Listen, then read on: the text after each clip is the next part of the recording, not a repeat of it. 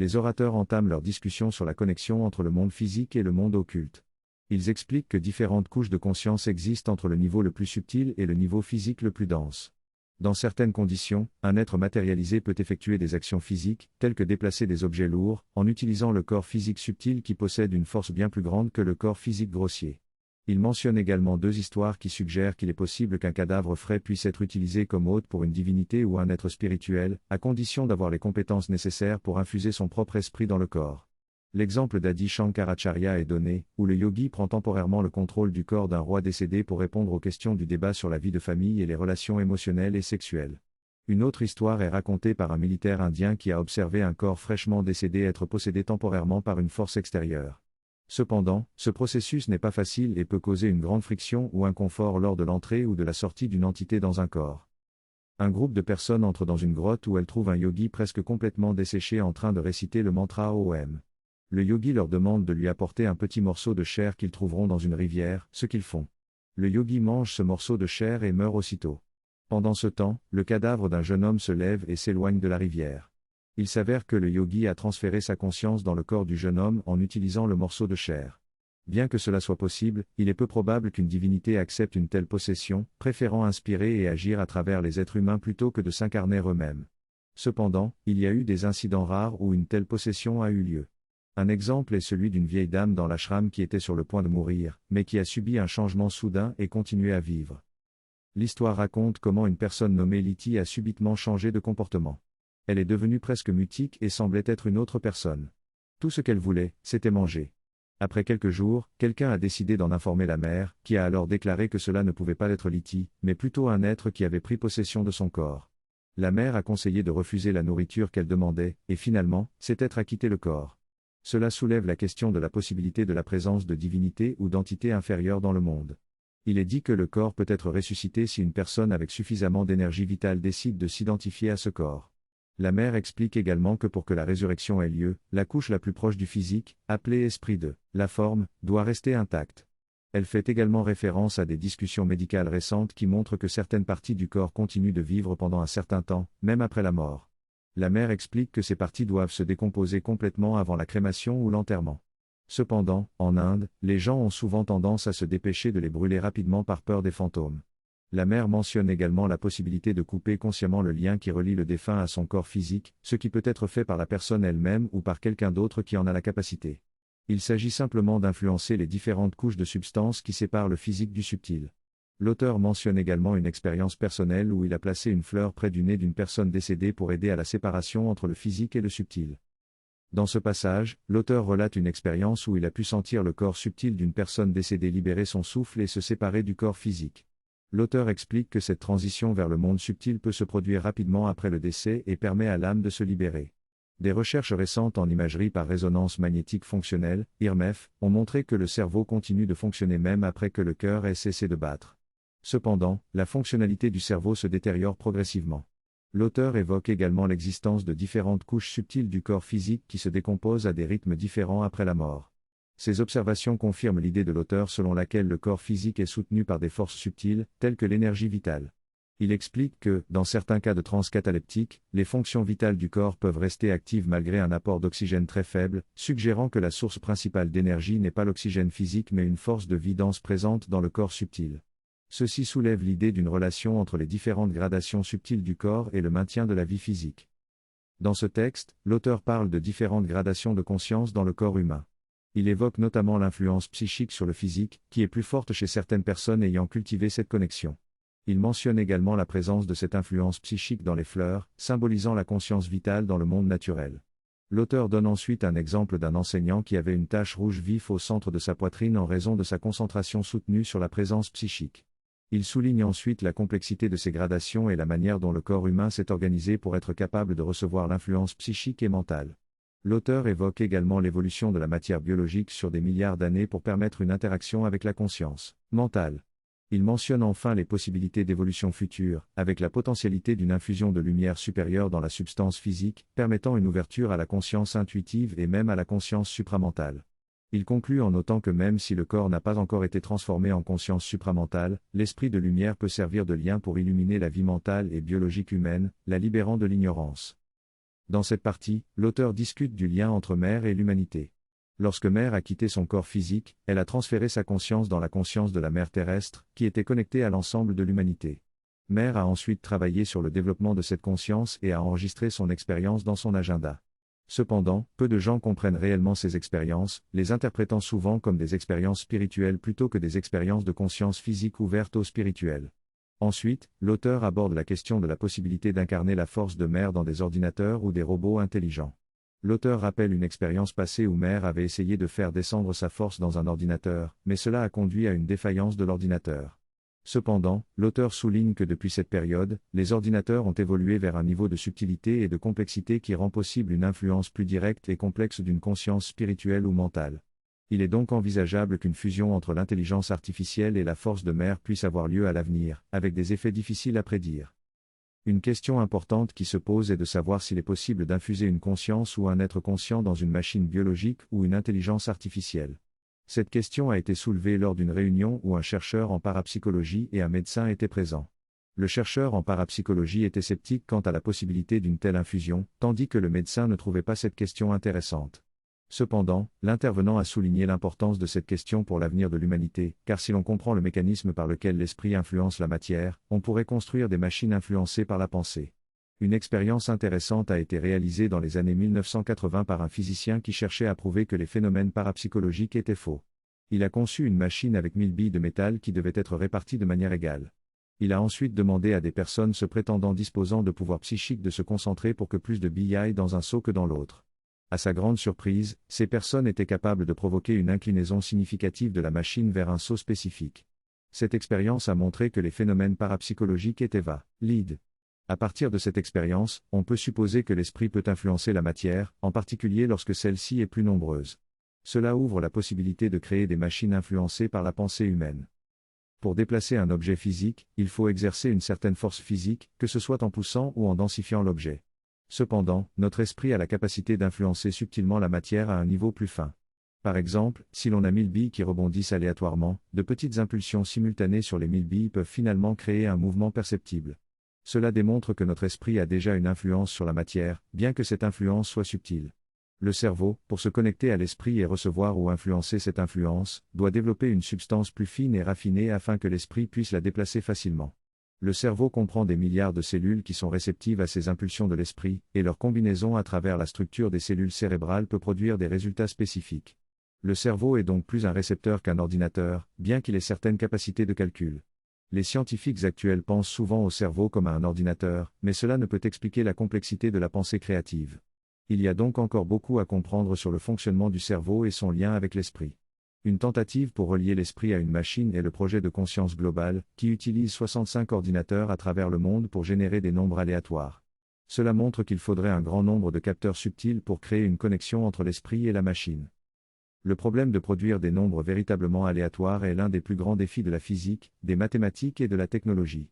Toutes les méthodes que nous utilisons dépendent d'un processus antérieur et sont donc prévisibles à partir de ce processus. L'une des façons de générer une pseudo-aléatoire est de mesurer les vibrations d'un atome unique et de les convertir en impulsions aléatoires. Bien que ces vibrations soient influencées par d'autres atomes, la localisation de ces atomes est inconnue, ce qui donne une apparence de hasard. Cependant, cette mesure aléatoire est en réalité une mesure de l'équilibre actuel des interrelations entre les atomes dans la puce informatique. Des expériences ont montré que lorsque de nombreuses personnes sont alignées dans leurs pensées ou émotions, une baisse de l'aléatoire est observée. Cela suggère que nos pensées et émotions peuvent affecter l'harmonie ou la disharmonie des atomes qui nous entourent. Cela peut également être lié à la façon dont nos pensées et émotions sont converties en signaux biologiques et électriques dans notre cerveau. Des expériences ont montré que certaines personnes peuvent influencer ces mesures aléatoires en se concentrant sur la calme place, plutôt que sur la force ou la tension.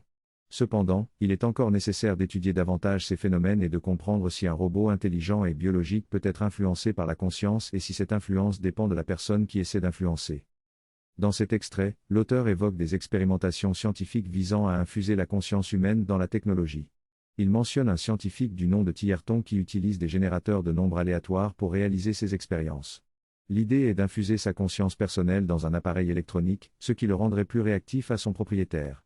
L'auteur suggère que cette technologie pourrait permettre de contrôler un ordinateur ou un téléphone portable par la pensée dans le futur. Il cite également les écrits de Sri Aurobindo, qui font référence à une évolution technologique conduisant vers des possibilités quasi occultes. L'auteur souligne que l'intention de la nature et d'une puissance divine supérieure guide le développement scientifique actuel.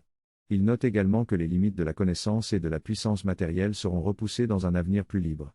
Enfin, l'auteur souligne les avancées de la science moderne, telles que l'utilisation de l'électricité, en soulignant que cela n'est que le début et que des progrès encore plus significatifs sont à venir. La télégraphie sans fil est une invention majeure qui a permis de transmettre des forces physiques sans l'utilisation de fils physiques. Au départ, la force était transmise par un fil physique qui était tiré jusqu'à la destination souhaitée. Ensuite, ce fil a été remplacé par un fil électrique qui transmettait la force sans mouvement physique. Enfin, la transmission sans fil s'est faite à travers un milieu non physique appelé éther, qui est la base de la réalité physique. Cette invention a ouvert de nombreuses possibilités et a conduit à de nouvelles découvertes dans le domaine de la transmission d'énergie sans fil. Dans le futur, il est même envisagé que tout puisse être rendu sans fil, ce qui pourrait avoir d'énormes implications. Selon l'auteur, même les points d'impulsion et de réception physique finiront par disparaître avec le développement des forces supraphysiques. Selon l'auteur, nous en sommes au stade préliminaire d'une évolution future qui permettra à notre esprit de diriger directement l'énergie physique vers des résultats spécifiques. Cela ouvre des perspectives énormes pour l'avenir, où nous pourrons non seulement déplacer des objets par la pensée, mais aussi les façonner, les transformer et les modifier à volonté. Bien que nous en soyons encore loin, il existe des étapes intermédiaires qui permettent déjà d'utiliser l'esprit pour manipuler des objets par l'intermédiaire d'appareils électroniques, comme le téléphone portable. Cette évolution technologique continue à subtiliser les liens physiques, nous permettant de contrôler de plus en plus de choses, et sans même avoir à utiliser nos mains. À l'avenir, il est même envisagé que nous puissions connecter directement notre cerveau aux appareils électroniques pour communiquer et exécuter des tâches par la pensée. Cependant, il est essentiel que notre esprit soit entraîné à se concentrer et à contrôler ces dispositifs pour éviter tout accident ou dysfonctionnement. De nombreuses tentatives ont été faites pour essayer de contrôler le comportement du cerveau, mais le cerveau est bien plus complexe. Dès qu'une pression est exercée sur lui, le cerveau se réorganise et contourne cette pression. Si vous réparez une puce dans le cerveau, celui-ci se désengage rapidement pour éviter toute influence extérieure. Cependant, la puce pourrait recevoir les signaux cérébraux et les transmettre, mais elle n'agirait pas comme une entrée, mais plutôt comme une sortie. Il est également possible de stimuler certaines parties du cerveau pour créer une image, même chez une personne aveugle. Tout cela montre que la technologie est en train de pousser l'esprit à se développer et à maîtriser ses propres pensées. Cependant, pour véritablement exploiter cette technologie, il faudrait reconnaître que l'esprit est le créateur de la matière. En comprenant cela, il serait possible d'aller encore plus loin dans les possibilités offertes par la technologie. Sri Aurobindo souligne que notre point de départ est erroné en considérant l'esprit comme un produit du cerveau. Il propose de reconnaître l'esprit en lui-même comme le créateur de la matière. Une fois cela compris, nous pourrons développer notre compréhension de la façon dont l'esprit influence la matière et construire des technologies basées sur cette compréhension. Finalement, l'évolution technologique est liée à l'évolution spirituelle, car la relation entre le moi et les autres doit atteindre un point de disparition où l'expérience de l'unité spirituelle embrasse et possède la multiplicité. C'est là que se trouve le sommet de la connaissance cosmique, où notre conscience élargit pour observer l'ensemble de notre réalité. Dans un autre extrait, Sri Aurobindo aborde également l'émergence de l'âme dans la nature. Il explique que si cette émergence est encore limitée, la personnalité psychique le sera également, en raison de notre conscience limitée et séparée de notre réalité intérieure. L'établissement de la communication entre l'intérieur et la personnalité est difficile et souvent perturbé, empêchant ainsi l'expression et l'action de la personnalité psychique. Dans ces conditions, la véritable lumière psychique ne peut pas prévenir les blocages et doit se fier aux instruments extérieurs pour s'exprimer et agir, plutôt que de se baser uniquement sur la perception infaillible de l'entité psychique.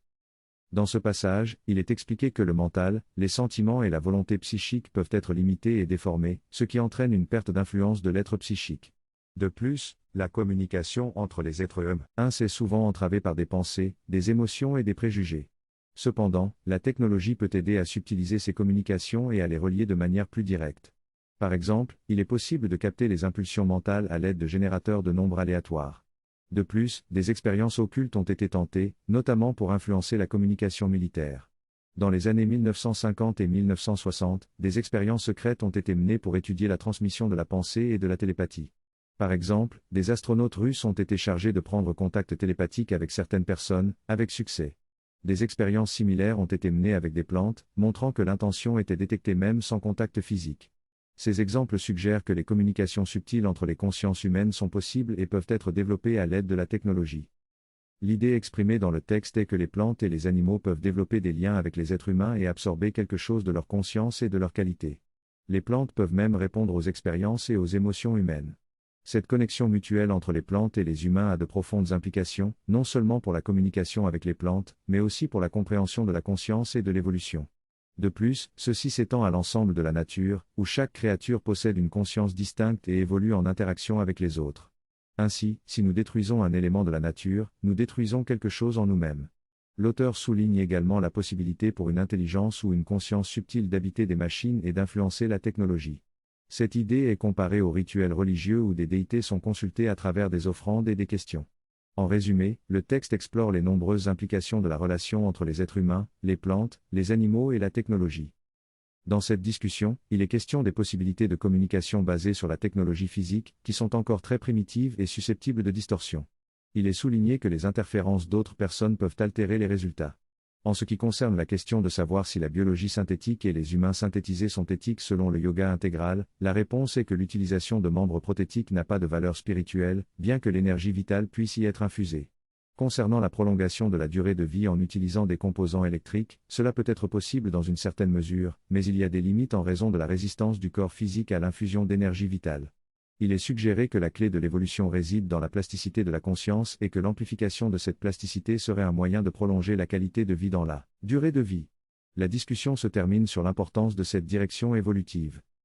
Dans cette intervention, il est souligné que notre corps physique est le produit de milliards d'années d'évolution de la matière vers la vie et la conscience. En tant qu'être humain, nous avons atteint un stade où nous pouvons nous ouvrir à l'action du spirituel.